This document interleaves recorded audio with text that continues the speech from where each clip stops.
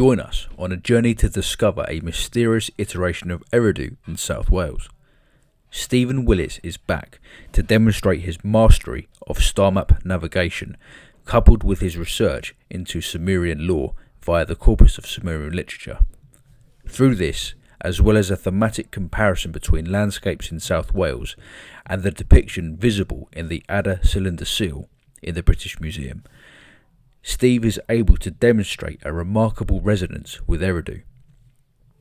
Steve's work holds huge implications for building a picture regarding the migrations to Britain from Mesopotamia. We are privileged to be joined by Steve for a series of upcoming lectures based on his research, which support theories of migration put forward by Wilson and Blackett. Please see Steve's first video if you haven't already, and please don't forget to like and subscribe. Thank you. So before we get going with the search for Eridu, Steve, I just wanted to ask a couple of questions about Hen Wen, which we covered last time, and the constellation of the swine. One thing that struck me afterwards when we were rewatching was your comparison between the story of Hen Wen and the story of Albine. I found this really interesting because it didn't really click the first time when we were going through it. I could see you were making the association with the migration, but a certain sort of literary aspect to that really interested me. In as much as I don't think anyone before has made a literary comparison between Hen Wen and Albine. Right. You know, you've got the whiteness implied in the name. You've got a female character of, you know, huge importance, whether that's political or magical.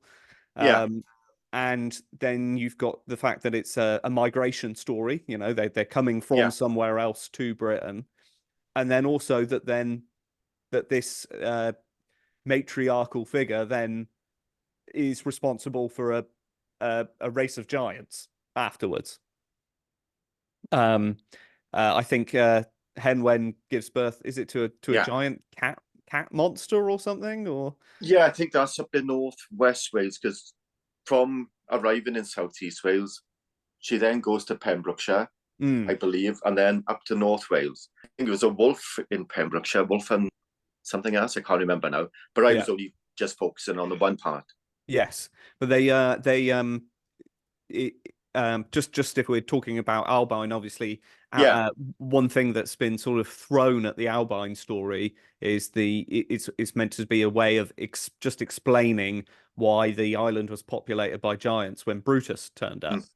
And Albine was said to have been this, you know, progenitor of giants. And I think it's quite interesting the monsters that Hen Wen gives birth to.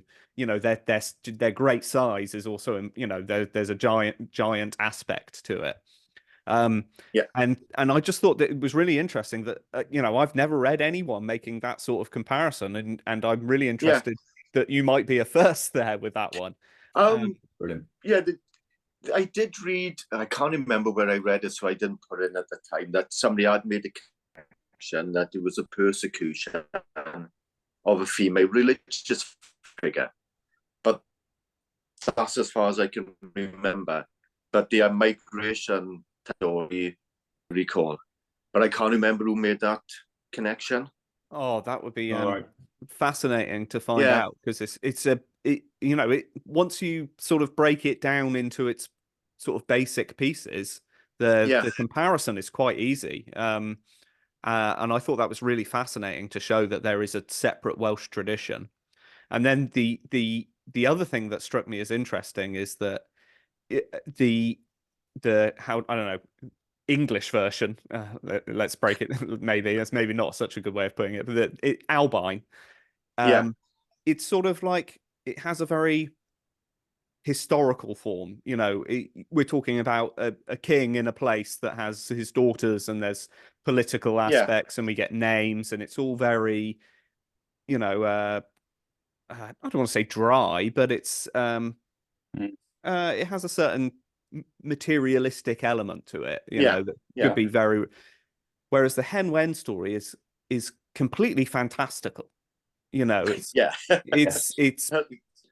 sort of, you know, full of symbolism, but it's the fantastical one that can lead you to a real place.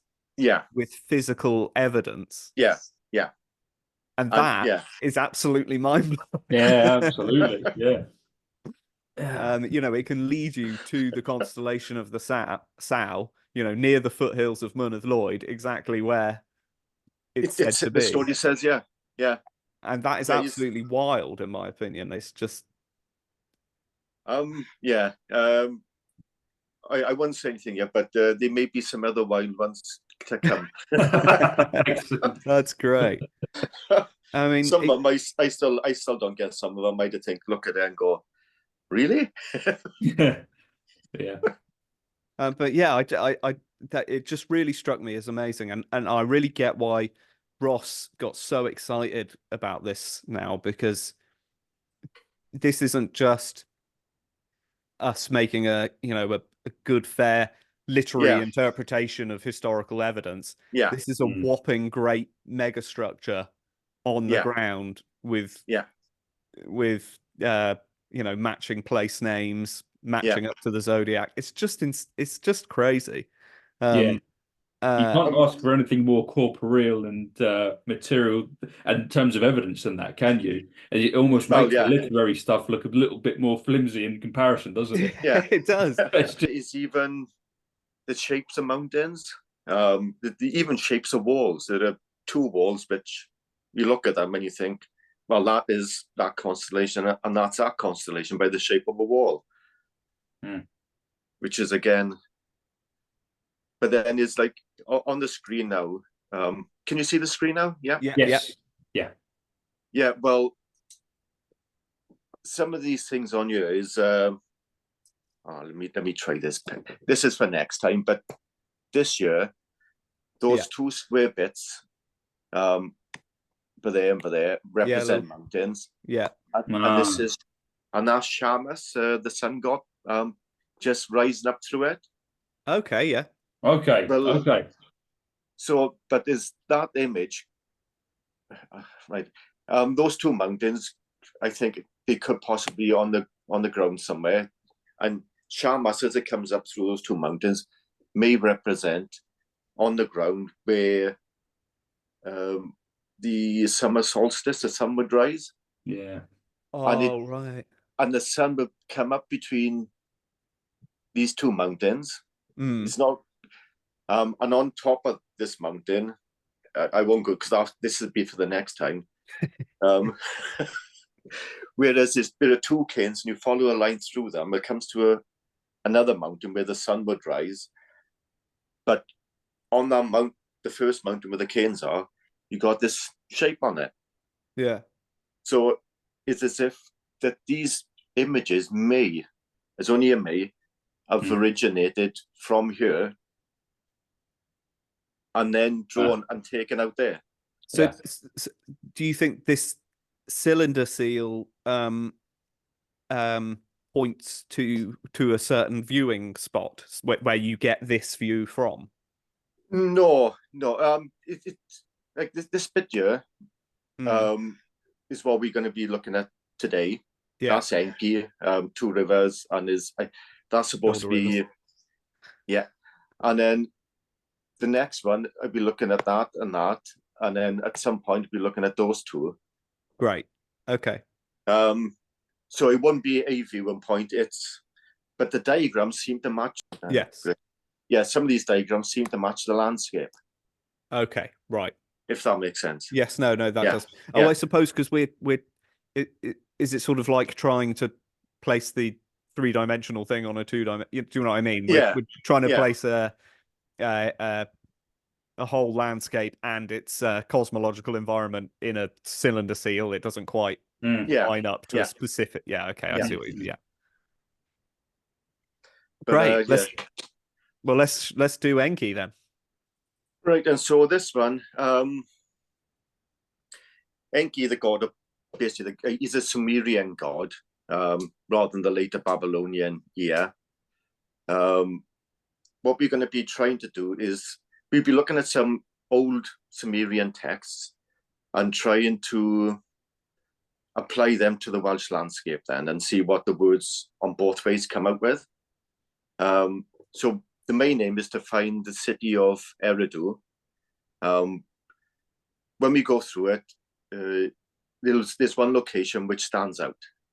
The name of it and the rest stand out as if it is Eridu itself. And like I said, on this today, we just be looking at this section. We'll be looking at these two rivers, the crown, this little animal by here. And we're going to be putting that onto the Welsh landscape and seeing if there's anything written in there which matches the old Sumerian texts. Right. So that's a sort of the idea of today.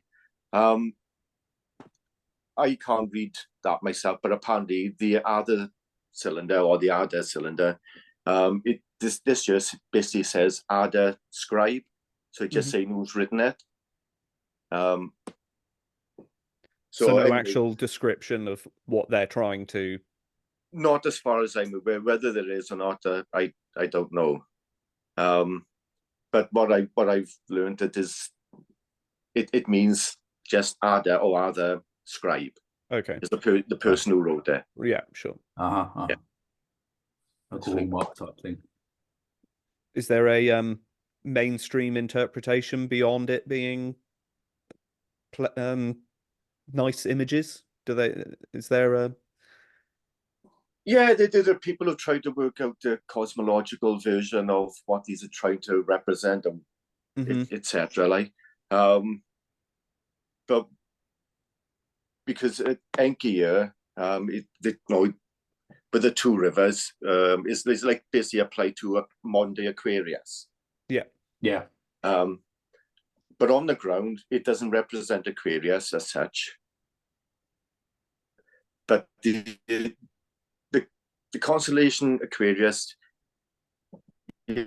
might be included in this Enki character, but to the side of that, with all the watery symbols like Pisces, Aquarius, Capricorn, around it between two rivers, which we got here, it seems to be this figure of Enki is in, and that's where his city would be.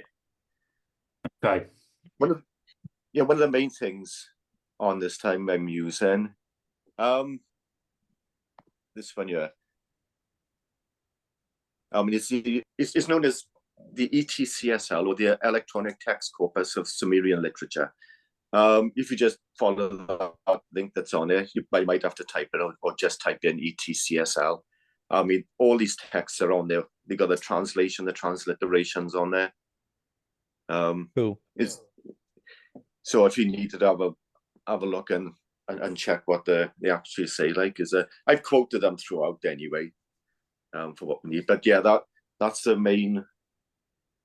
That sounds like a fantastic resource. It is. Sure. It is. It's excellent. This is just from last time, just to reiterate, because I think I said last time it's an important concept to understand how the Babylonians or the Sumerians treated the stars or the celestial phenomena.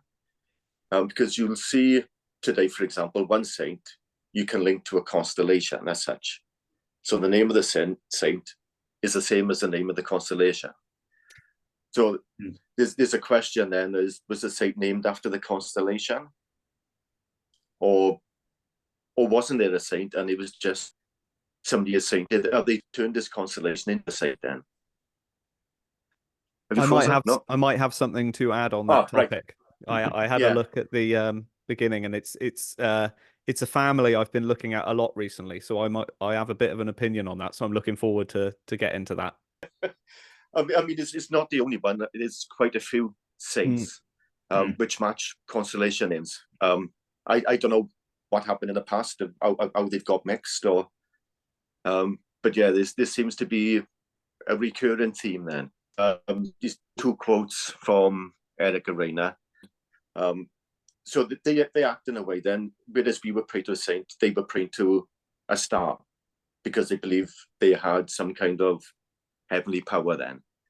And they could mediate in a role, or they could heal someone, but the important thing is that this idea that they treated the stars in this way, as we carry on going through presentation by presentation, it'll become more obvious that there's something going on.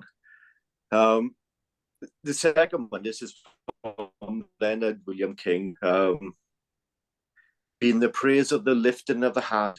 So when you lift up your hand and you pray, but they used to do it to the stars. I just read, section 5 contains praise to certain stars, which are not regarded as inanimate, but as personified as deities. This personification of the stars and planets is not surprising, for they are not lacking proofs that the greater gods, even when addressed by name in prayer, were regarded as astral powers. I mean, you can see a role of a saint in that description anyway. Yeah. So this is, it's just the way that they were treated that needs to be understood then. Why they prayed to stars in the first place is unknown, as far as I'm aware. But they seem to do that.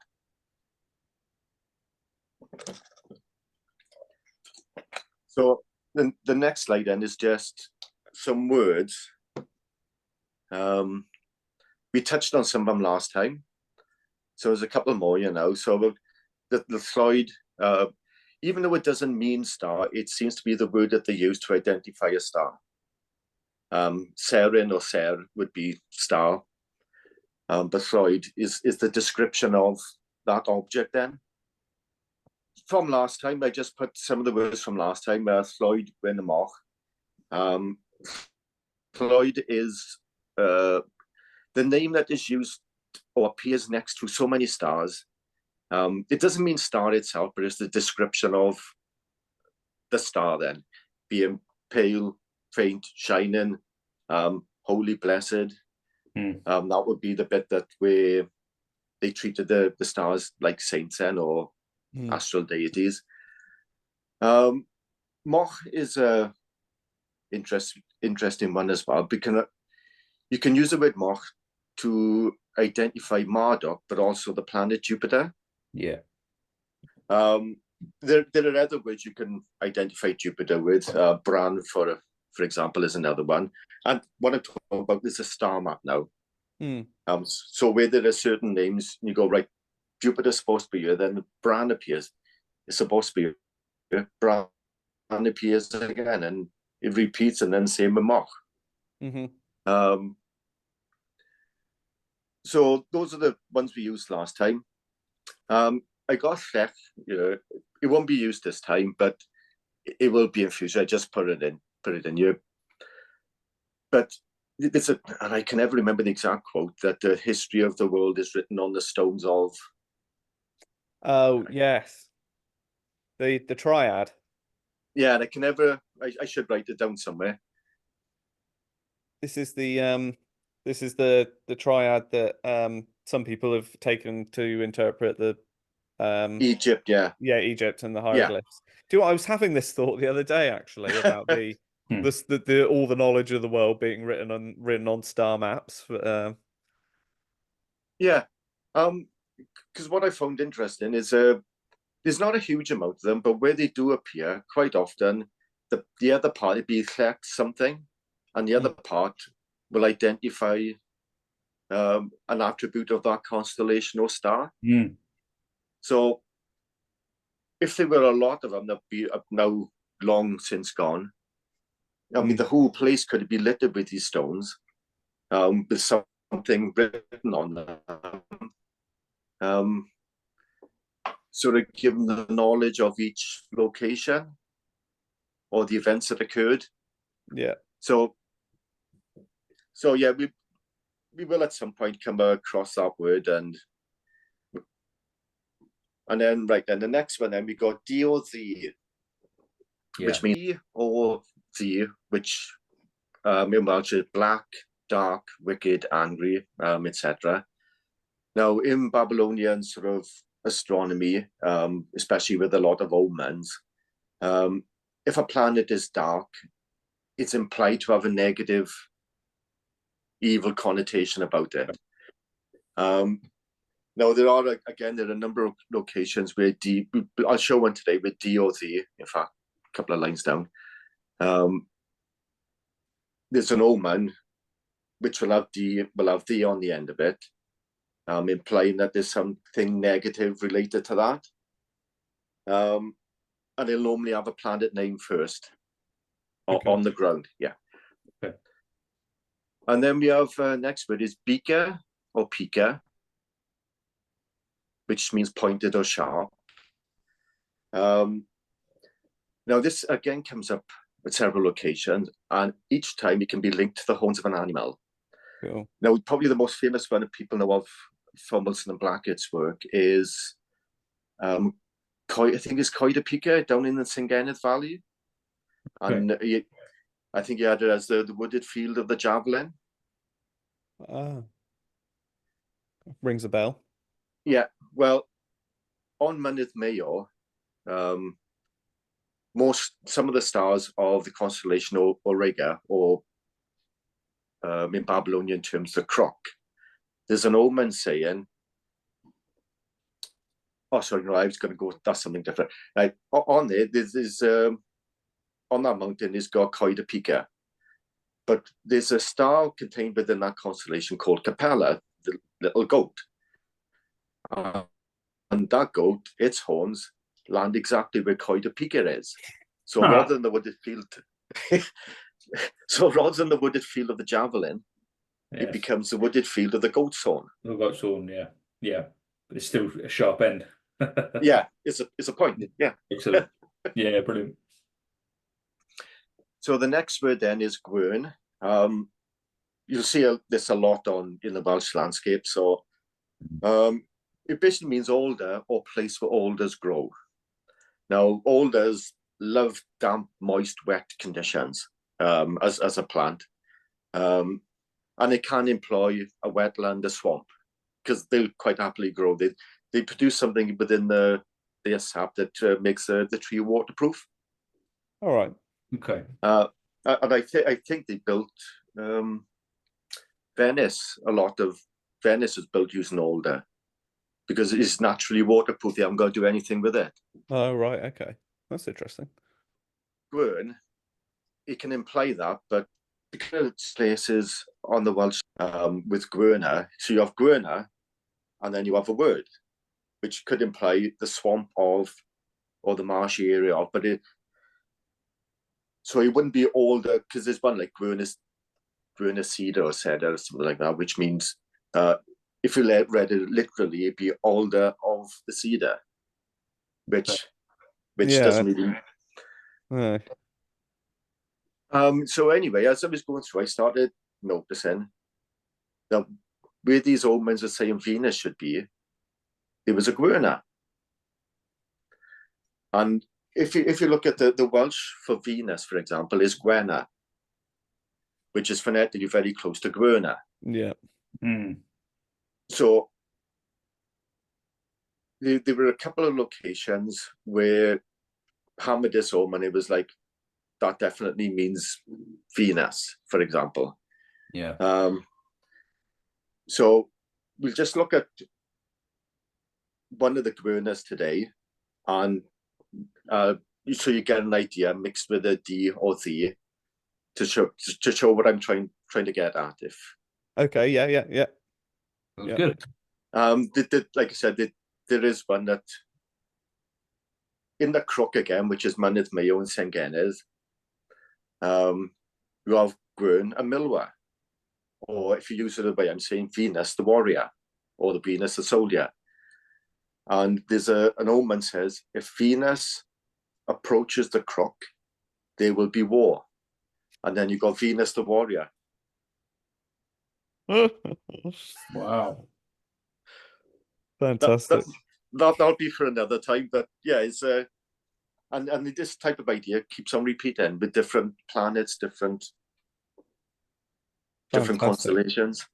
I assume you'll go into the these omens and where they. I assume that comes from the online database you were talking about, the I've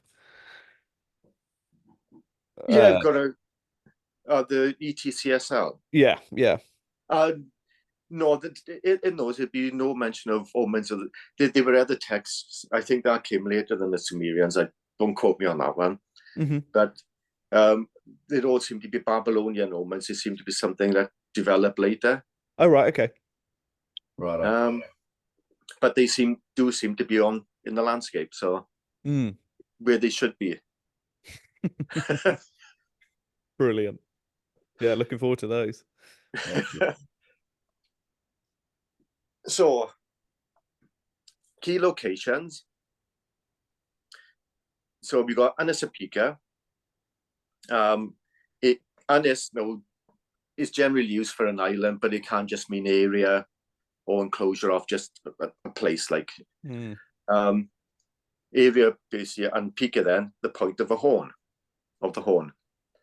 Now, Anasapika is exactly where the tips of Anasapika. I'll show that in a moment. The next one we got Tywin a Keegfran. Keegfran is a raven, and Tywin is like a small hill, a mound, knoll, etc. So this is one of the omens I've quoted here. This is concerning Mercury. If the goatfish, stands close to the raven, Mercury, fish and fowl will thrive. Mercury is visible in the goatfish. Now, in the goatfish, just in front of the goatfish is Tywin a Keegfran, which means the knoll or the mound or knoll of the raven. It's got no description of if it's good or bad, but because it's right next to a river and it's got fish and fowl will thrive. Yeah, it's not like in that. It's right on the edge of the river. So yeah, sometimes these omens will be just a general sort of form like this, and you can't really add more to it on the ground as such. But then others are more specific, and then you can try, like the Gwern and Milwa, Venus a warrior, and the omen sort of matches the two and is in the right location. And then we got Gwernthi or Dark Venus. And remember, if something is dark, it's got a negative connotation. So then there's an omen saying if Venus approaches the fish, there will be defeat in the land. And Venus basically means Venus approaches the goatfish. And that's from Erica Rayner and David Pingree. And that's like Babylonian planetary omens. Yeah. So it's from that text. So on the ground, just underneath the goldfish, you got Gwynyddu. So you got this Gwynyddu, Dark Venus. It'll be defeating the land. You've got this negative connotation. Yes, yeah. And it's in the right place. And then if Gwyn means Venus. Yes. Following, yeah. Modern day constellation can I associate the goatfish with, or part of the sky, or part of constellation? Capricorn. Right. Yeah. Capricorn. I did think so. I just didn't want to make the assumption. Yeah. I should have said that. Capricorn. Right. Yeah. I just know there's a few where obviously certain animals are in different places in different zodiacs throughout the last thousands of years. So I didn't want to make an assumption that I was. Yeah. No, that's great. Okay. So the next place, and there are other places that got St. Paul's Cathedral. It's on in Newport. But that is St. Gwynflew. Now, figuratively mean tail of an animal, a fish or bird, or just simply tail. Now, this is where it starts to get interesting. Let's say use that word, because the swallow is exactly where that cathedral is, St. Gwynflew's, and the swallow it basically means the tails. I got the tails of the swallow, which is lambda, is in Pisces. You got in Pisces, it's two fish. In the Babylonian terms, the left-hand one is a fish and the right-hand one is a swallow. Okay. And together they were known as the tails. Right. So the fish as well was known as Anonitum. But the fish on the left and the swallow on the right were both known as the tails together. So you then got, like I said, the fish, the left-hand side of Pisces, and the swallow, the right-hand side of Pisces, were known together collectively as the tails. So then we've got, with the right-hand side, which we're Alpha Pisceum, or the Alpha star, sorry, Lambda Pisceum, you've got St. Winthlw as cathedral, where Llw can mean tail, or fish, or bird, or tail of an animal, but it's got this tail connotation about it. So the saint is got this this tail meaning to it, exactly where one of these creatures, the swallow in this instance, one of the tails, is located. Fantastic. Which then raises the question, have they influenced each other at some point? Yes. Mm-hmm. So what I was going to say about Gwynlw is that he is son of Glywys, or Glywys of Glywysing. And Glywys is said to have given his name to the area, hence it was henceforth known as Glywysing. Yeah. But what's interesting is that his sons that inherited from him were then said to have given their names to the local areas. So it's still known as Wentluge? Right. Wentluge, is it? Wentluge, yeah. Yeah, Wentluge, which is from Gwynlw's name. But it's now, from what you're saying, it seems arguable that he knew which of his sons were possibly going to inherit certain areas, and they took their names from the, and they must from the area, or but I definitely, I'm convinced he's a historical character. He fits well in the genealogies. He appears in the lives. Yeah, but it seems like they were well aware of these names in the area beforehand, and that's how they then styled themselves. Well, when you look at mystical societies throughout the, if you take for example India, they got swamis, and those swamis, when they become enlightened, they change their name. Yeah. Out in North America, the Native American Indians, I mean, they change their names. Yes, I think, or they give a names in it to reflect something. So I should imagine that is done throughout all cultures at some point. Some certain people have their names changed to fit certain things. Yeah, pharaohs certainly seem to have several different names for various parts of their life, or their initiating into into certain roles that they have to perform as pharaoh. So pharaoh, absolutely. And the good thing about cryptoglyphics is that when you suspect that one person is the same person as another person with a different name, you can decode that and create the narrative and put the names together and get a whole story. Not every saint will have something that will match, but there are, like this saint here, is a handful at best. It's not. So it's just this idea of, at some point, have they adopted the name of the area and called themselves that? Or, like you said, no, maybe a father's named their son. Yeah, after this, I think Hugh Evans nods towards the famous Colin of Llangollen, as well as this being an example of what you're talking about in his Starmap. So I'm certainly open to the idea. It does seem to reoccur, and you're not the only person who seems to be saying it. Yeah. I mean, I don't have the answer as such, but when I show these, I'll say, well, look, there's a question needs to be asked. Absolutely, yeah. Yeah. Yeah. I mean, does this go backwards in time? Does it come forward through time? Is there a connection? Do people work it out by themselves? I mean, there's so many questions that can be asked. But unless that was the name of the landscape at the time, and they were just named after the landscape, and they might not even been aware. Understood it. Yeah. So, Anasapika, it's on that location. Tawana Keegran is right next to the river there. Where the eye of the goldfish is Alpha Capricorni. Kilvegan, it's there.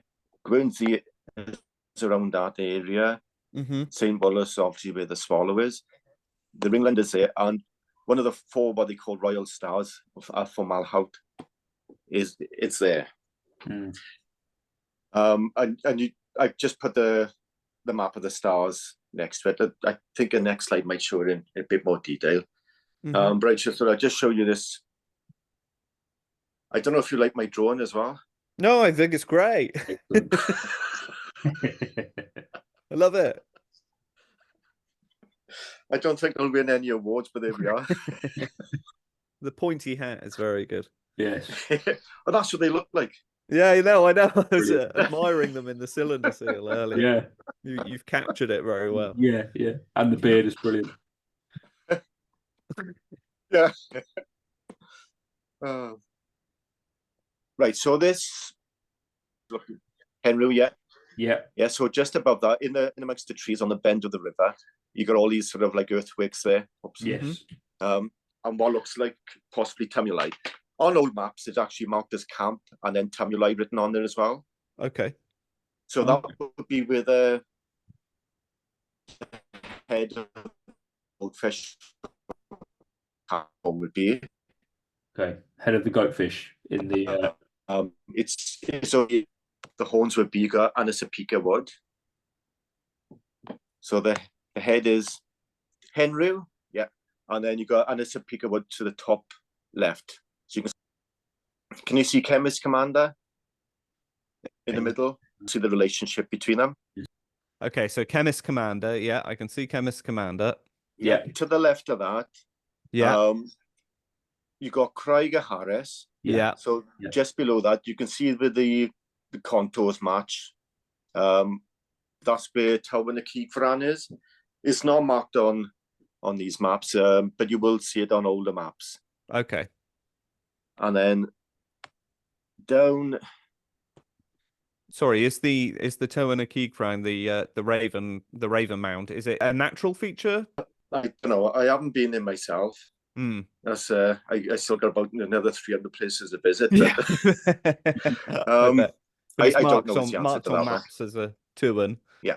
These are the older owner survey maps. Yeah. Okay. So I don't know if this has come up with you now. You right in the middle. You got Kielvegan. Yeah. Yes, got it. Well, I think I've jumped ahead, but here we are. Keel can mean corner. It can be nape of the neck or back, for example.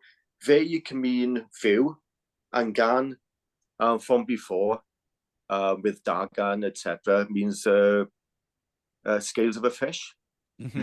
So from that, you'd have the view of the nape of the neck or the back of the scales of the fish.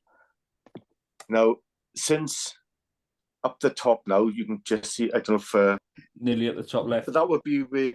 And then if you just look down to the bottom, then you got keel vegan, or the view of the nape of the neck of the... Yeah. Well, when you draw the constellation in, that's exactly where the nape of the neck of the goldfish would be. Right, this next one now is just to point out 1, 2, 3, 4 of the stars and to show the relationship between them. So on the left-hand screen, you've got the stars themselves, and I got up the top in Capricornus. It's two-star circle. That's what I showed you by Henry. Yeah. Okay. Yeah. So it's those two there, and on the left, You got Alpha Capricorni tumuli. There's a couple of tumuli there. At the bottom, then you got Fomalhaut. We have Fomalhaut, where that's located where the Bishtan Castle is, which apparently used to be one of the Bishop of Llandaf's, one of his residencies. Okay. But it might have been built on something previous. Yeah, absolutely. Yeah.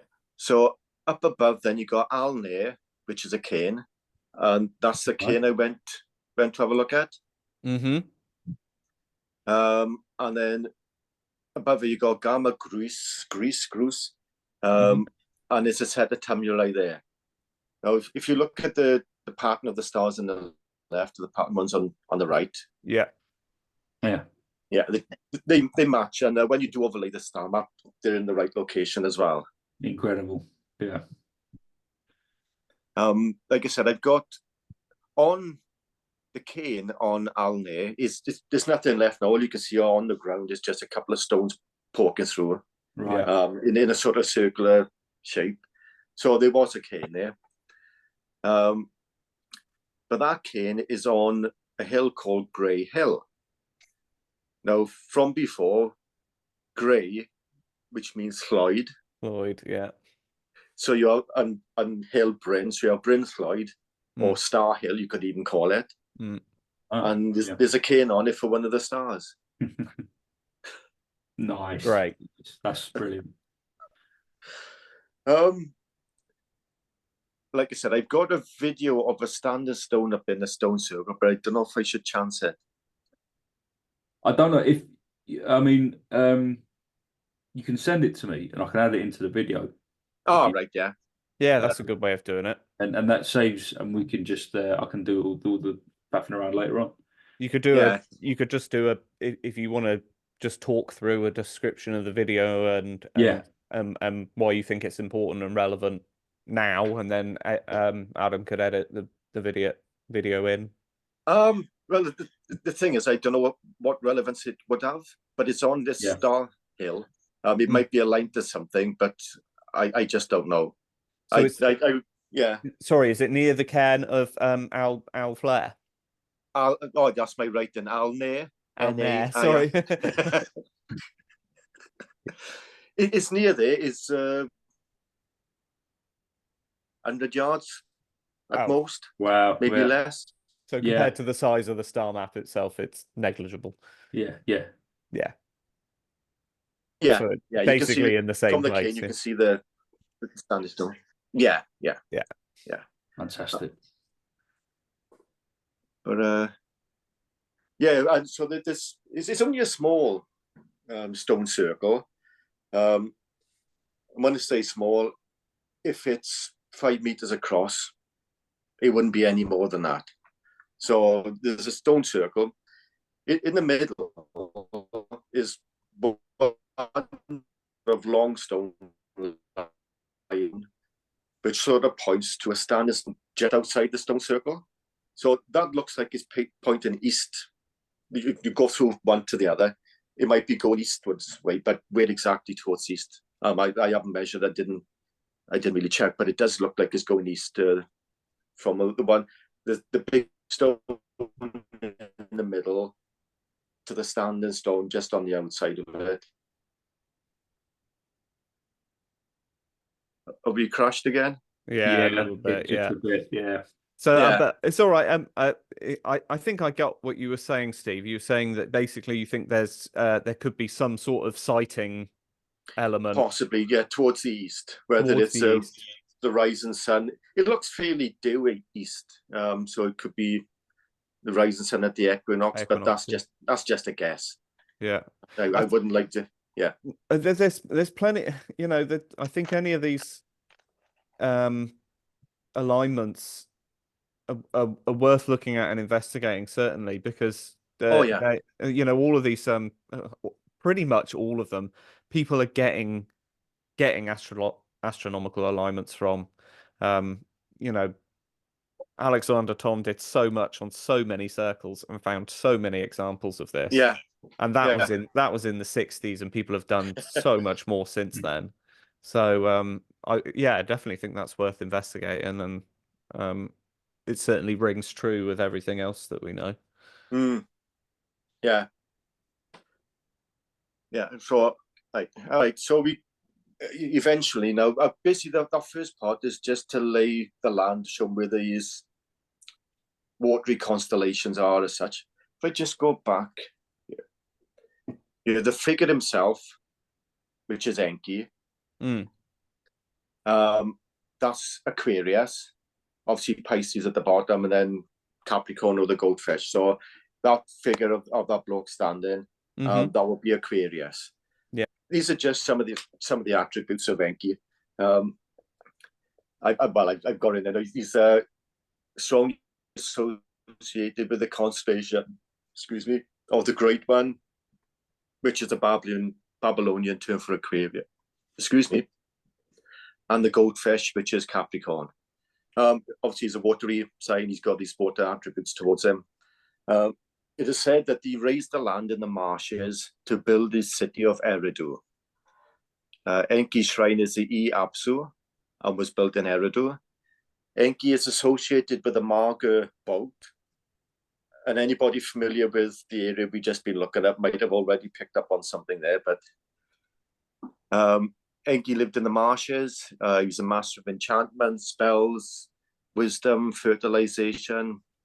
Brother of Enlil, beloved of An, god of wisdom. You get the idea of what Enki is. So it might be best to read this first bit. So Enki was a god of the subterranean freshwater ocean, Apsu, and was especially associated with wisdom, magic, and incantations, and with the arts and crafts of civilization. So what we're looking at to start off with is this word Enki. Can we find anything in the Welsh language that will link the two together as such, where you can get some meaning to the meaning of Enki and some of his attributes then?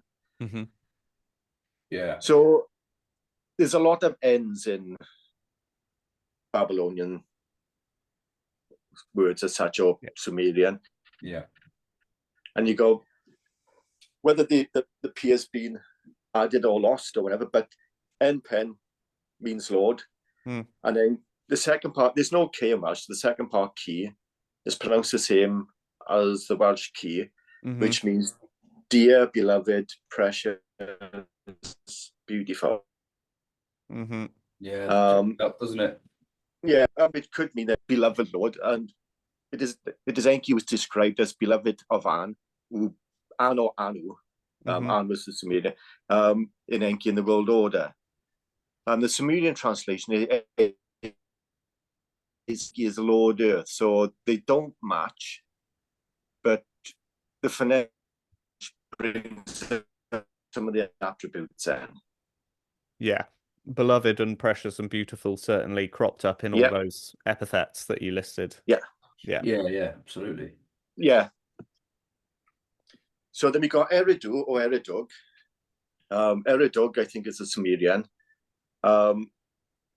So Enki's beloved Eridug, Engura, whose inside is full,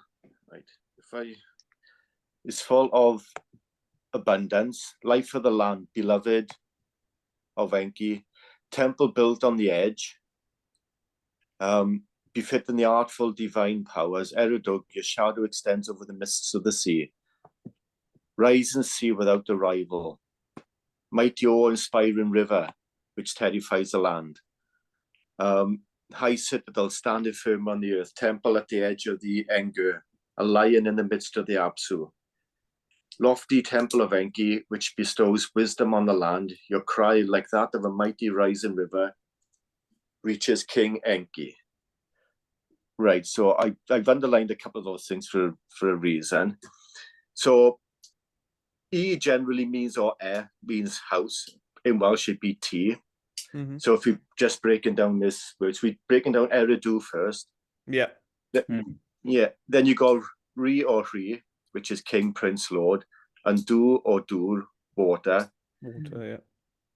But then Eridu, which would have been the Sumerian, you got Dug, or the Welsh Tug, or Dug, which means prosperity, abundance, or the house of the Lord of Water or abundance would be a possible meaning. Mm-hmm. So from the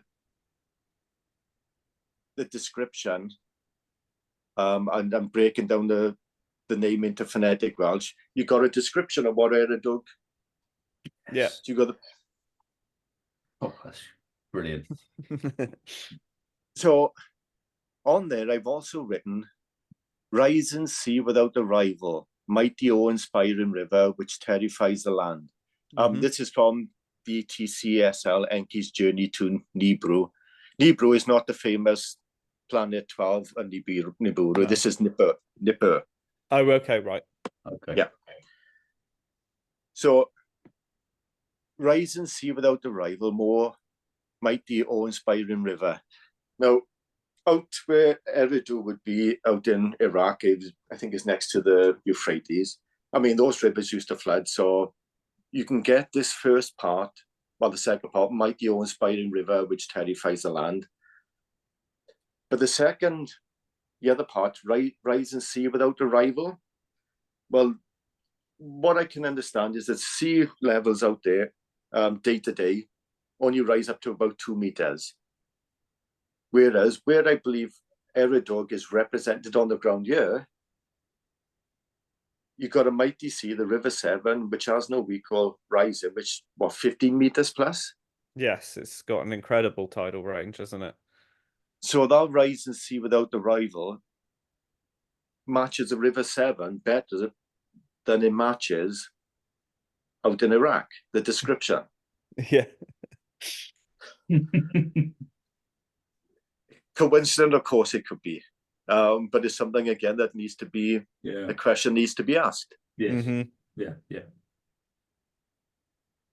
Oh, the drawing, by the way, that's an AI drawing. Yeah, I did wonder.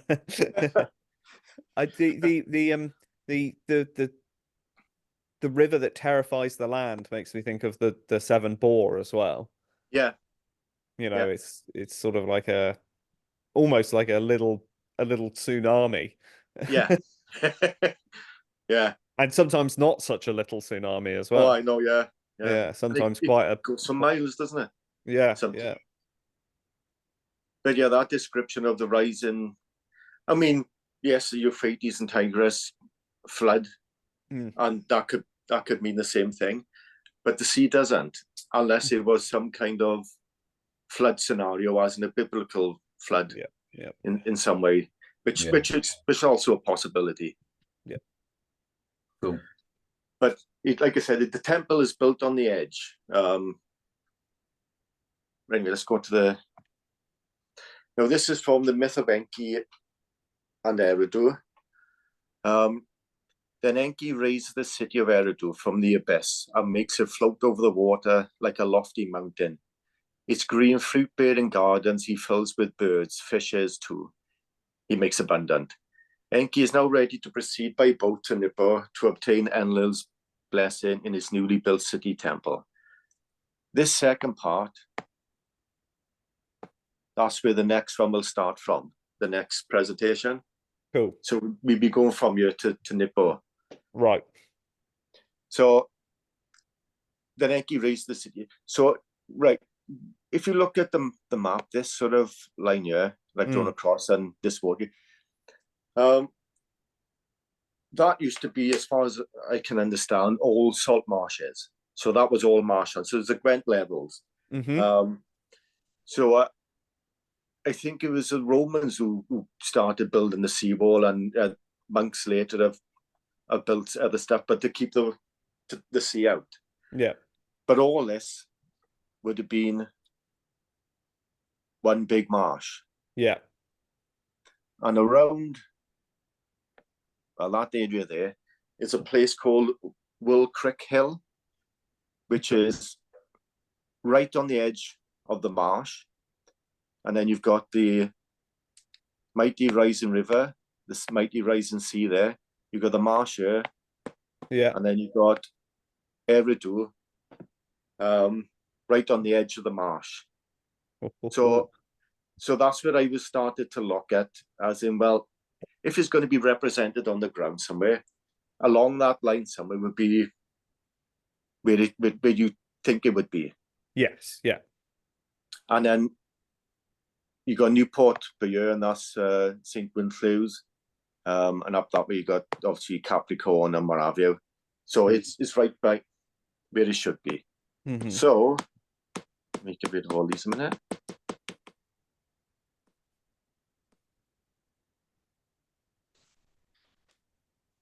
Right, so from the above quote, it can be clear that Eridu appears somewhat like an island in the landscape. Now, like I said, I mentioned Wold Creek Hill, which is, it would have been right on the edge of the marsh. Yeah. CADW has got it categorized as a prehistoric hill fort, which that's such a wide dating. I don't know when you could really place that, but it's old. It could be, I mean, it could be anywhere from the Neolithic right through to 43 AD. Yeah. That is a massive generalization. I mean, obviously they were all thought to once be Iron Age, and now that's been proven not to be true. And some of them, a lot of them are Bronze Age, and some of them are even Neolithic in origin. So that's it's a bit of a vague term, isn't it? It is, yeah. But so you go, Wold Creek Hill is a hillock just on the edge of the Gwent levels. The hill stands out from the surrounding low-lying area, possibly giving it the appearance of floating over the water. The hill is several miles from the sea, but it's likely that the marshes would have covered the area of the Gwent levels before the introduction of sea defences and eventually a seawall that was established, reclaiming the land from the sea. Although Wold Creek Hill stands out amongst the low-lying land, on its own is not sufficient to be certain it does represent Eridu. So the Sumerian myth then of Enki and Ninur saga, we have the following passages. Oh, there we are. There's a seawall. I forgot about that. Oh, right, great, yeah.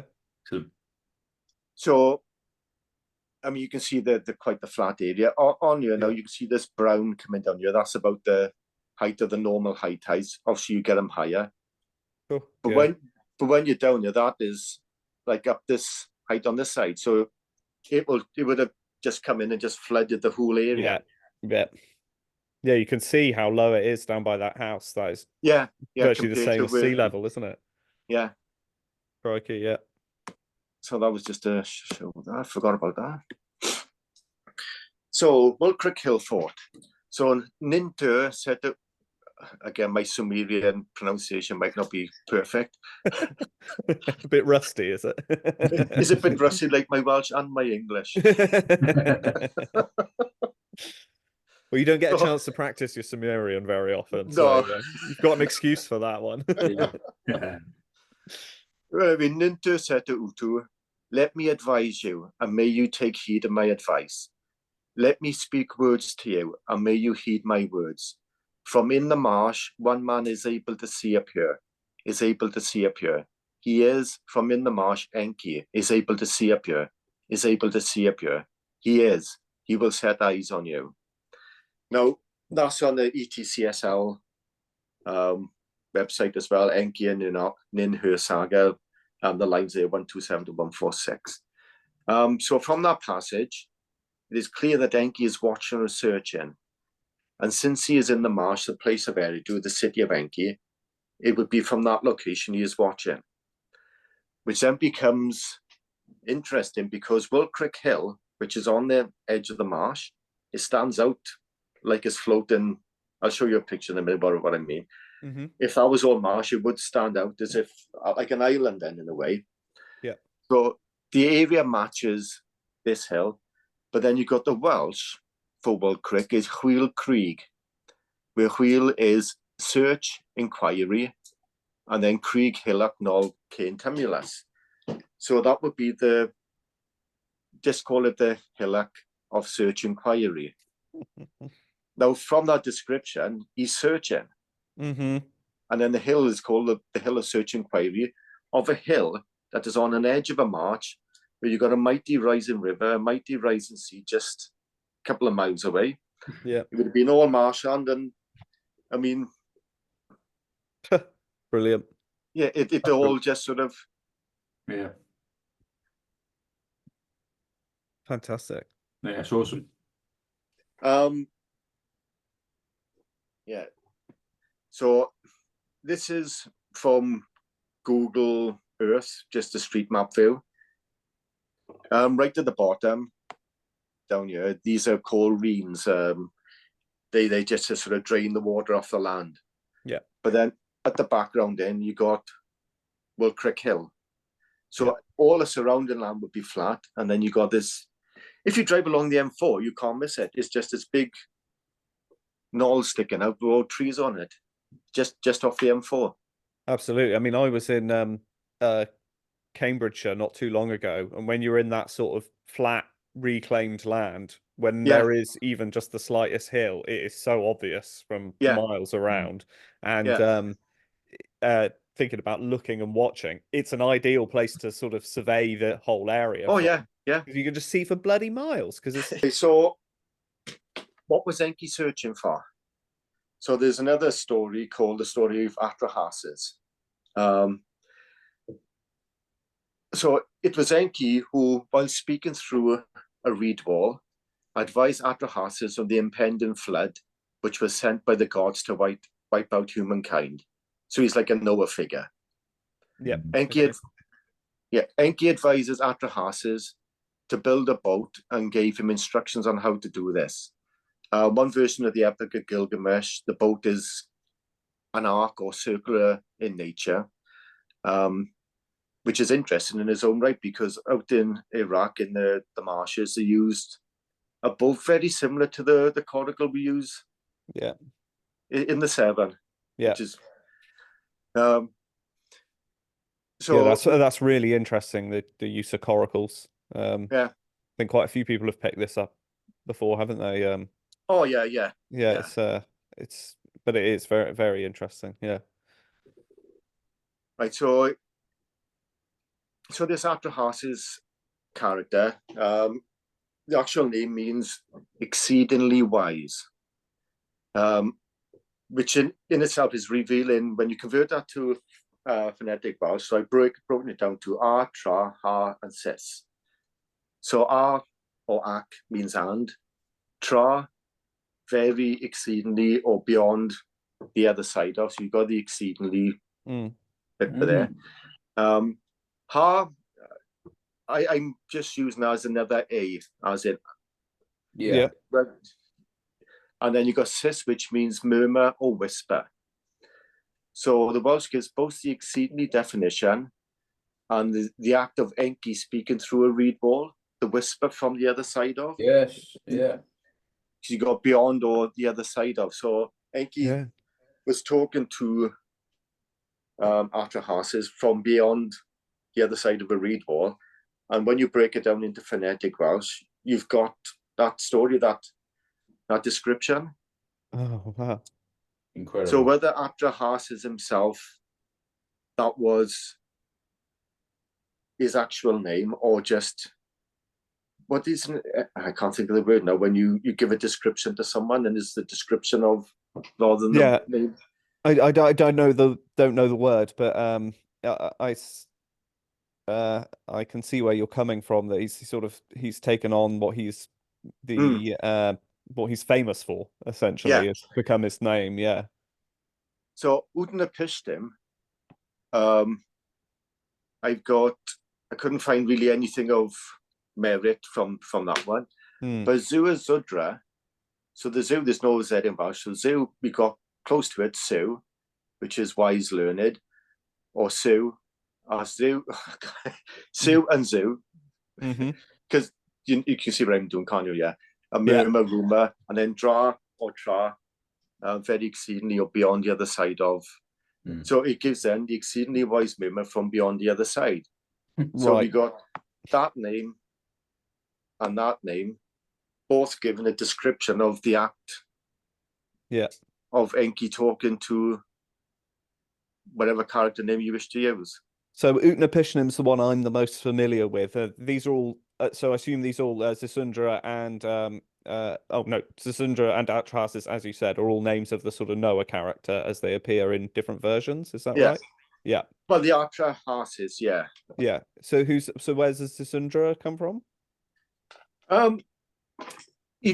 This character, well, all three of them then, sorry, would be this Noah character. They are, sorry, it is another name. Sorry, yeah. Right, yeah. But they were called different, the character was called different names for some reason, which makes me think that maybe Atrahasis and Zuasudra were descriptions, or maybe Utnapishtim is more of a name. Is more of a name. Yeah, okay. So, this is going from the Welsh translations, phonetic translations of those names. That's what it gives us. From a little tidbit from Marshall's new book is her research. She seems to think that Noah is the name of the ark. Yeah. And not the person. All right, yeah. So that this really fits in kind of nicely with that in a way that there's sort of a bit of confusion over time with certain elements of the story, and the person gets imbued with those ideas, and that's where the names come from. So yeah, this flies very well with me. This is great. Yeah, because that's just triggered a thought in my head now. There is a story in Gwent, and I just read in one of these folktale books, folktales of where a Sguryd Fawr, which is a mountain not far from Abergavenny, it's got a crack in it, and one of the stories is Noah's boat hit this crack, hit the mountain and caused a crack. Yeah. But if you look at the mountain itself, it looks like the keel of an upturned boat. Brilliant. Which I'll be going into next time, but not from that. But not from that perspective. Excellent. So yeah, that's got me thinking. Cool. I was just at Skirrid recently, and I was at the pub Skirrid Inn. Oh right, yeah. And I've thrown up a picture, but I'm talking about it being split by a bolt of lightning, but it was something to do with Jesus. You know, big. Yeah. You know the one. Yeah, that one as well. Yeah. Yeah. It's brilliant. I love that. Yeah. I'm gonna. Well, I'll go into detail next week, but I'm gonna put forward an argument that a Skirrid is a corruption of a different name. Okay. But if I went into it now, it would just take too long. So I'd have to go through the whole story. But yeah. Yeah. No problem. So that's Atrahasis. So Margur, or you could say Mago, which is just from the corner from Crickhill. Yeah. I put on you. It is worth emphasising here. It is not being suggested that Crickhill is the actual city of Eridu. They've excavated that out in Iraq. Mm-hmm. So that Eridu is up in Iraq. This is big cigarettes and whatever there. It's there. Mm-hmm. But I'm saying it's symbolically, at the least, being represented on the ground in Southeast Wales by this hill. Mm-hmm. So, which I wrote it right. It like I said, it was definitely settled at some stage. So people did live there. So whether if everything I'm saying is correct or partially correct or whatever, and people did come here and they did live there, they could well have worshipped the form of Enki there themselves. Yeah. And they may even call the place Eridu. Well, the Hill of Search Inquiry. So yeah. So right around Crickhill, like I said, there's Mago there. So we'll just go through some of these now. And this is just to try and add to the argument I'm already putting forward. So Enki was also known as the Stag of the Abzu, and is associated with the Margur boat. And And this next description is from the Sumerian myth, Enki and the World Order, from ETCSL. I'll just start from here. So they purify the river for me. They, the interior of the shrine for me. In my Apsu, sacred songs and incantation resound for me. My barge, crown, the stag of the Apsu, transports me there most delightfully. It glides swiftly for me through the great marshes to wherever I have decided. It is obedient to me. The stroke callers make the oars pull in perfect unison. They sing for me pleasant songs, creating a cheerful mood on the river. Nigirisig, the captain of my barge, holds a golden scepter for me. I am Enki. He is in command of my boat, Stag of the Apsu. I am the Lord. I will travel. I am Enki. I will go forth into my land, the Lord who determines the fates. I know that's a bit of a mouthful. So Enki, being a god of water, is rightly associated with the Margo boat. First thing I've noted is that next to Wool Creek Hill, Eridu, is the town of Magor, or in Welsh, Magwyr, phonetically almost identical to Margo. Coincidence? Yeah, maybe. So there are the Sumerian, the Welsh, and two close names to Margo. I'll just go into those now. And what you'll find that all four of them have some kind of link then to these texts. So first of all, the Sumerian, which is Margo, it basically means a large boat or cargo vessel. So the Mar, this is from a Sumerian dictionary. Mar means boat or ship, and Gur, to return or to turn.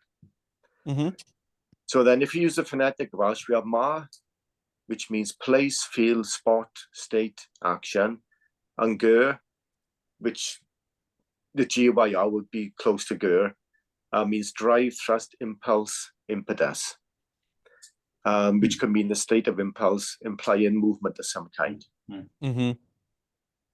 It also it glides swiftly for me through the great marshes to wherever I have decided. It is obedient to me. I just restated that for a moment. So then we got the second one, which is the Welsh, which is Magwyr. Mar, again, is the same thing. Now, Gwir is askew, crooked, curved, or bent. So the Sumerian word has been borrowed into Akkadian as Makuru, a boat for procession or model boat, but it can also be used for any crescent-shaped object and even the gibbous moon. So you got this, the Welsh gives it and the Sumerian gives it. So the one gives you the crooked bent. And the other one then, it gives this movement of some kind, this drive, thrust, impulse, or impetus. It glides swiftly for me through the great marshes. So the two words, the Sumerian and the Welsh, both give some kind of description of what this boat is. Because I'm not sure. I think it's like that sort of. Yes. That's not very good drawing, I know, but I mean, you could see with both languages seem to have a word or a root which implies, as you say, drive or thrust or impetus, but also implies, or maybe through this association with the boat, a crooked, bent boat shape, I guess. And that's evident in both languages. So cool. a lot of this is this. It becomes harder to dismiss that there's a coincidence between the two languages. I mean, you're not going to get every word. That's just, but it tends to be names of important things and things that were in these stories that seem to be kept rather than the general day-to-day sort of language. So these are words which are very close to the Welsh. So you have Magwi, which again, Mar, And then you have Gwi water. So the Margwi, which is close to, if I go back a page, is close to Margwi. Mm-hmm. So this is another Welsh word. And if you break that down, you've got meaning place of water, which again, Enki being the Lord of Water, dwells in the marshes. Mm-hmm.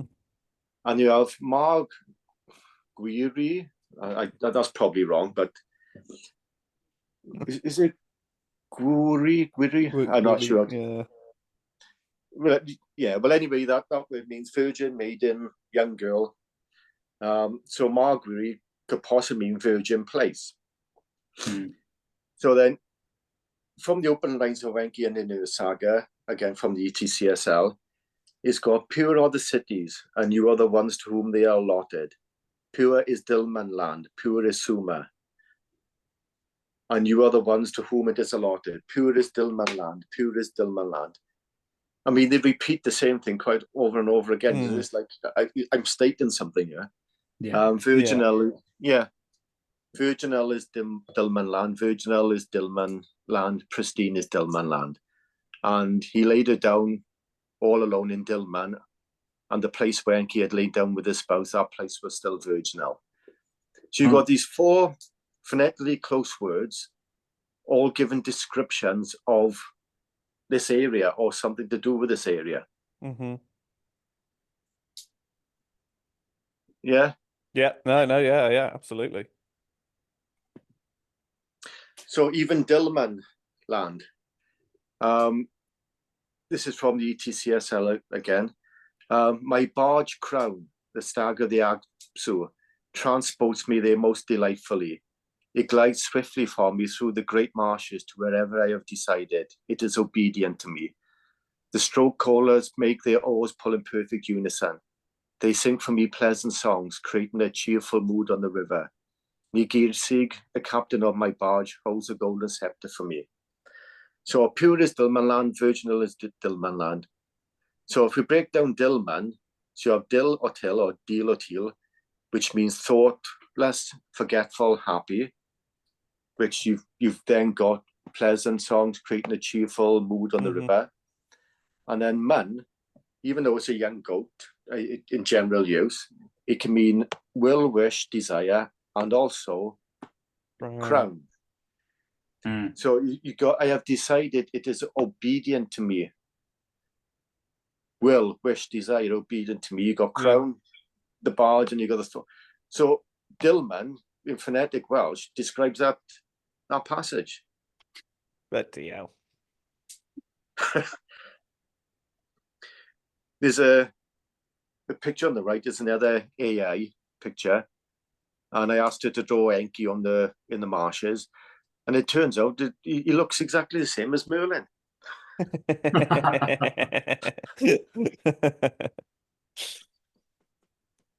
So do they know something? So yeah, it's just that one word, that one text, and it describes all that text in one word. Fantastic. As you say, there's just so many like crossovers. Yeah. You know, they're not evident on the surface, and you just need to tease out the threads, and everything you need is there, though. I mean, I couldn't have got any of this if I hadn't worked out the Starmap, because it wouldn't have made any sense. That's fascinating in itself. Yeah. So it's only by the fact of getting the Starmap and know where all these things are, then you can start looking at these stories and where they should be set.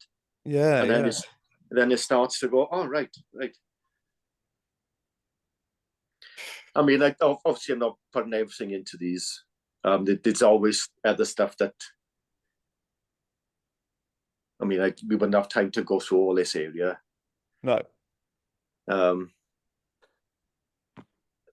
So I think this is going to be the last slide. So we have Avon Manwi, or the River Mono, which is up there. Mm-hmm. We have the Trevunwi, or Monmouth, or the River Mono then, because Mun can mean crown. So you got river of the crown of water.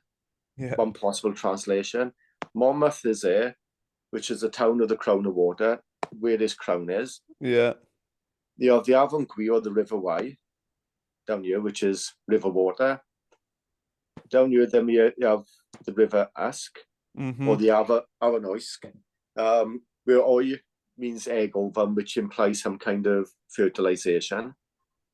Carrow Hill is where this that they believe is a cow lying down. I've tried to draw as accurately as possible, but on the landscape, it's got Carrow Hill, and the closest I can get is Carrow, meaning deer, hart, or stag.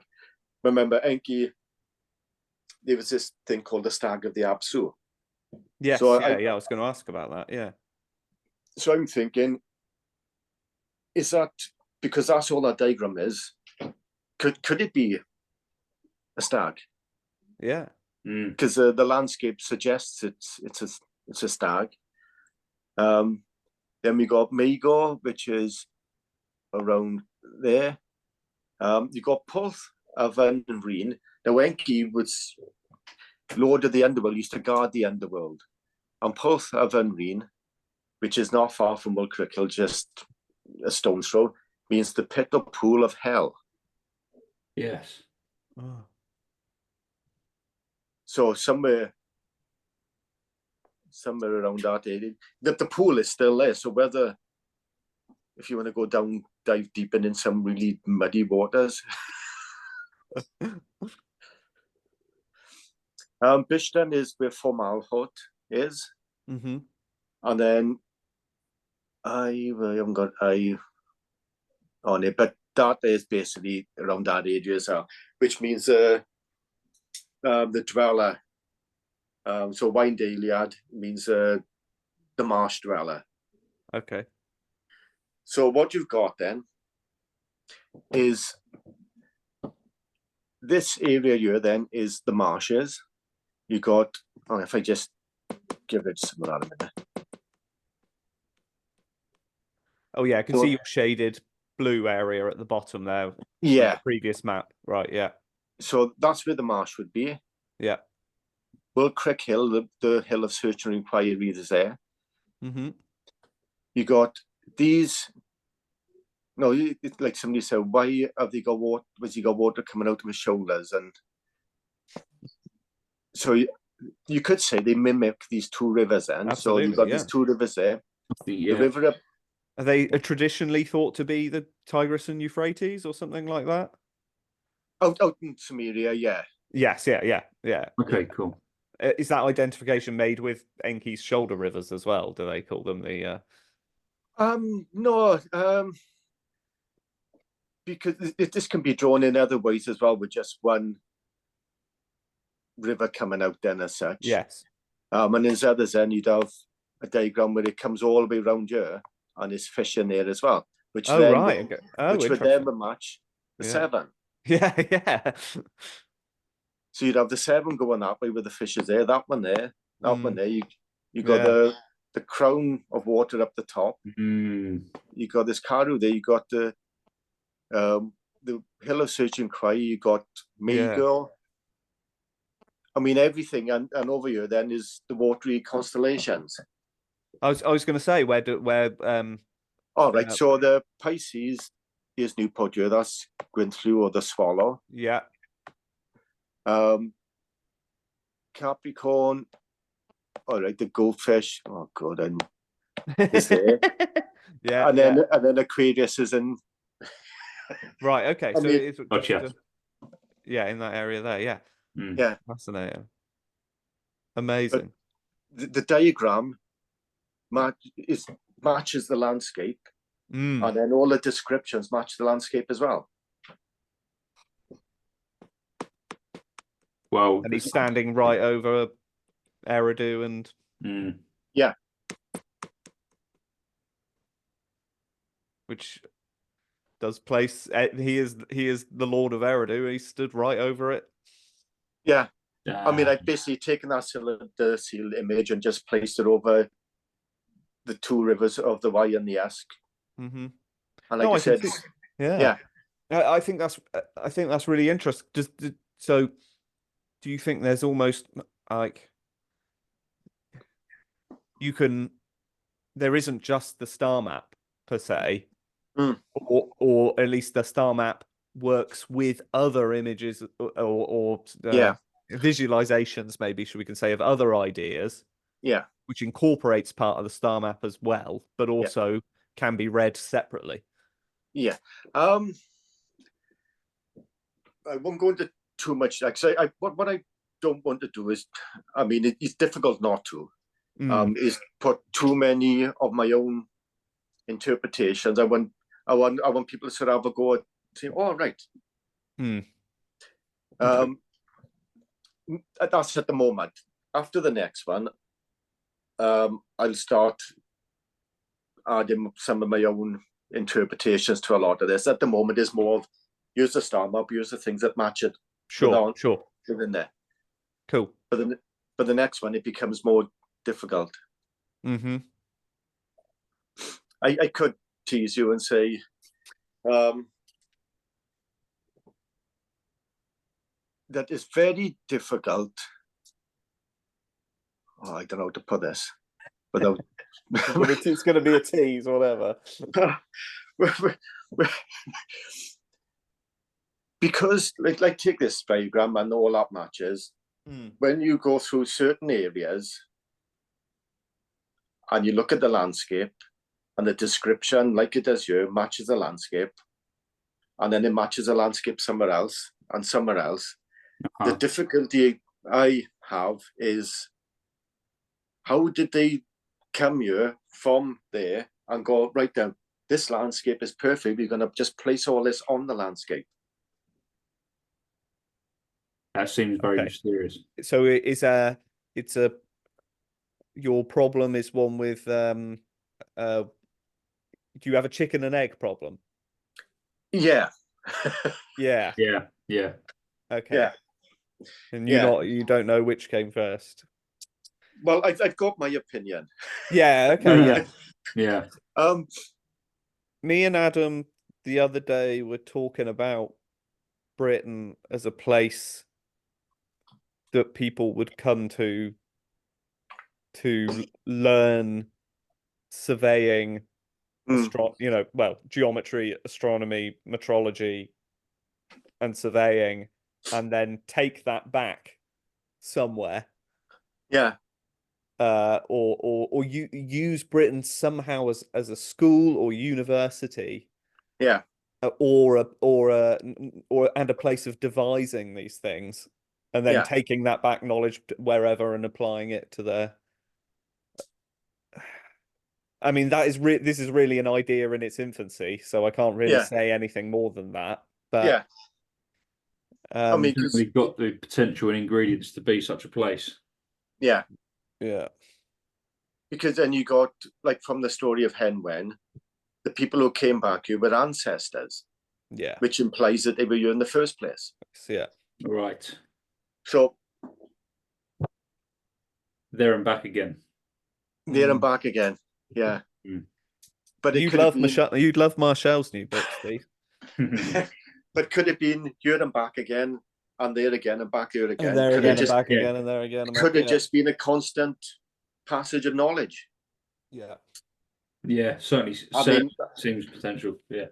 Yeah. I mean, it's when they talk about trade routes in this period, I shared the other day that they've said that the glass that they found at beads at Windfarm came from Iran. And the immediate sort of reductionist point of view is that, well, that was probably traded with someone in the Mediterranean, and then that went up to Central Europe, and then it might have gone back east a bit, and then it went up Danube, and then it went into Scandinavia, and then it went into Britain. And I just think that's a bit short-sighted, and there was probably direct connections. And if there's direct trade connections, there's connections of ideas and people and relationships. Even if what you just described, how it came from one to the other to the other to the other, it came. Yeah, absolutely, yeah. So that you know, quite easily got one bloke to come along and just say, well, I'm going to take a book there and teach someone. Yeah. I mean, if all that can come there through all these different ways, then sort of one bloke on a horse with a book or knowledge could easily have come. Absolutely, yeah. Because the as I say, the trade of material goods for me is immediately a sign of a trade of ideas as well. Yeah. I mean, because of what they when they classify the Celts and where the Celts, they were out in Turkey as well. So, I mean, their knowledge, I mean, the knowledge of the way they did metalworking is regarded as it was spread throughout all that domain. I mean, Turkey's only a stone throw from absolutely. So if the Celts were there, or the technology, or let's call it the fashion then, was there and then what else has gone between both? Though, which came first, the chicken or the egg, I don't know. But on the screen it does mention the River Usk with egg, so maybe the egg came first. Nice. I don't think there's any more slides. Oh no, that ignore that. All right. That's fantastic, Steve. That is brilliant. So we have a possible place for Eridu, and you say we're going to move on to Nippur next. That's it. We're going to follow the story. So if I go on this slide, we basically looked at this part. Yeah. So next time,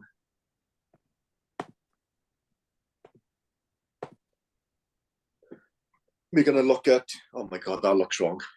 We're going to look at...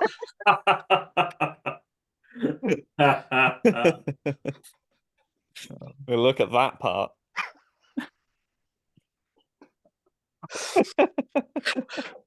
Right, hang on. I don't know. I don't know if you want to cut that out, but we... Oh dear. I don't know if that's better or worse. I think you got to leave that all in, Adam. Absolutely. That's there's a bit of fun. Brilliant. Gold. That's so it won't just be those bits. There'll be a lot more to it than that. But from this cylinder seal, we'll just be looking at those two bits. Can I ask a question about the planets briefly, Steve? Yeah. Do you find the planets in multiple places on the star map, rather than in because obviously with a star, planets move around very quickly. Obviously. That's it. Yeah. So are they? Can you? You, for instance, you gave us a couple of examples of the what are they called? Not omens. Prophecies, omens. That's right. Omens, yeah. Are there multiple Venus omens in? There are, yeah. Yeah. And sometimes they're in stories. Like the descent of Venus, for example. And basically she goes into the underworld, where have you. I mean, even though that's not a planetary omen, the end up place of Venus is basically said the tumulus of Venus. Boom. Okay. And it's in the right constellation where the story would take place. Right. So some of them, but it tends to be the more important ones. Well, the more important stories, or the more important constellations, or the more important omens. More important opens. Yeah. Okay.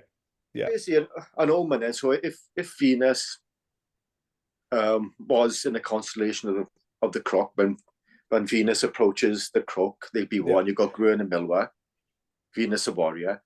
What it's saying, as far as I can understand it, is when you got to remember, you got to take what's on the ground and put it back up into the sky. Yes, yeah. So you look in the sky, you see Auriga, the Croc, and you see Venus approaching the Croc. And it's an omen. An omen for a war or battle. But what type of war, what type of battle, is unclear. But there must have been some significance to that positioning of Venus for there to be an omen like that. Yeah. Okay. But what the actual event was it because it's on the star map? Could that event be a celestial in nature? Celestial event, yeah, absolutely. I follow you, yeah. So everything I say, you got to try and also as above, so below. But then you go as below, so above, yeah. So above, yeah. No, that's interesting. Okay, that's answered it for me. So there is, I think what I was getting at is that on the ground there isn't necessarily one place in the whole star map which you could associate with a planet. There is multiple places, and there's multiple places, and there's also a but. Great. Let's think of the word now. What's the word? Each planet will have it's just on the tip of my tongue. Each planet will have a place in the heavens where that planet exerts its greatest influence. Exaltation of planets. Thank you. Right. So the Greeks call it the exaltation of planets. But Venus has got two. It's that important. Venus was considered. It's got two exaltations. Jupiter's got one, Saturn's got one, Mercury's got one, Mars has got one, etc. So they've all got, the moon has got one. Yeah. So they've all got a specific place allocated in the heavens, and they're all marked on the ground. And every single one's marked on the ground. So it has a place or position that it's more quintessential. That's what exerts its greatest influence. Okay. Because these were regarded as being divine things then. Yeah. They have the most influence over the people then, you could say. Okay. Yeah. So you're more likely to find associations with that planet in that area of the star map. It'll be one association because they are X marks the spots type of. Like Jupiter is marked by a cane, the Sun is marked by a standing stone, Mars is marked by a standing stone, Mercury is a towering, Venus has got two, Saturn is got one massive cane. Right. Fitting. It was that important, I should imagine. But Saturn's there's nothing there to indicate it would be Saturn, except that you go by right of sense and declination to find something, and it's on where it should be in the right constellation at the right level. Yeah.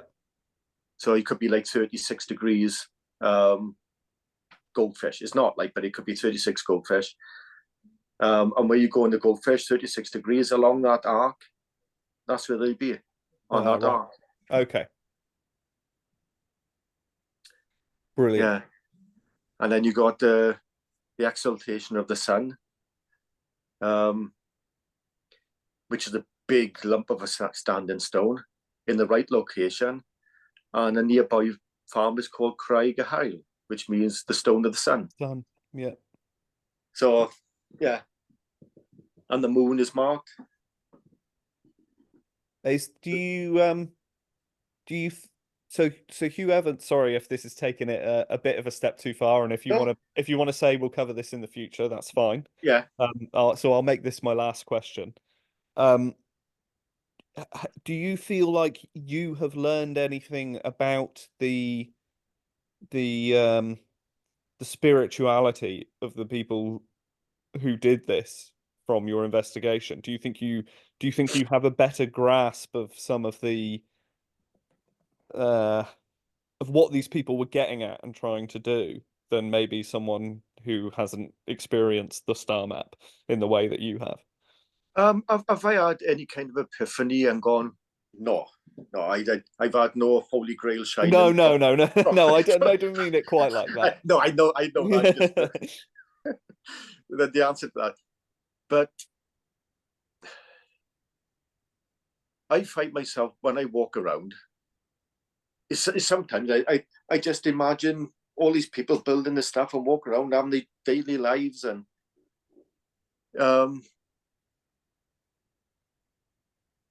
I don't know how to explain this, but because I've become so familiar with it all, and I know the customs of that constellation, if you want to call it anything, it's like I can imagine people there worshipping this. There's one specific location where there's a flat stone lying down, big stone, recumbent. And it wouldn't surprise me if that's the place where this modern concept of in Druidry, when you got the stone in the middle of a stone circle with all the stones all the way around there. Yeah. And they'd stand on the middle one as some kind of way as an altar as such. Yeah. But when I'm there, because it's near a certain star which has some kind of negative activity, I just feel that there would have been somebody there at some point praying to the heavens for these events not to happen on this stone. Yeah, I see what you mean. So I was just going to say that immediately snags with me about what you're saying about praying to a certain saint or a certain star. How much more effective is that if you go to the place on the ground that represents that star on the heaven and then apply your prayer from there? Does it give it more potency? Does it give it more? The answer, I don't know. No, it's fascinating to think about, isn't it? I've never tried it myself, but there are plenty of people who go to certain sites without even knowing what the site really is. Yeah. And they can have all manner of success, even from, they believe that they feel something. Yes, absolutely. Yeah. There's a lot of reports of that, and healing events as well. Yeah. Awesome. That's great. Thanks so much for that, Steve. That's brilliant. Yeah, thanks, Steve. No worries. So I haven't finished doing the next one. That's all right. No problem. When I have, I'll let you know. Yeah. That's great. Well, if you